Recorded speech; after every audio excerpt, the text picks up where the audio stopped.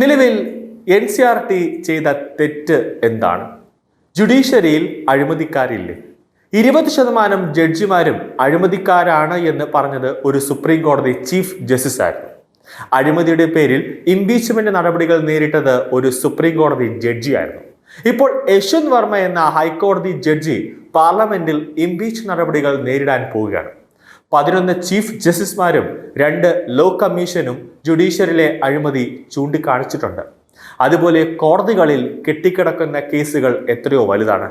ജുഡീഷ്യറിയിലെ കുഴപ്പങ്ങൾ പൊതിഞ്ഞു പിടിക്കാൻ സുപ്രീം കോടതി കാണിക്കുന്ന ഈ വെപ്രാളം അതിദയനീയമാണ്.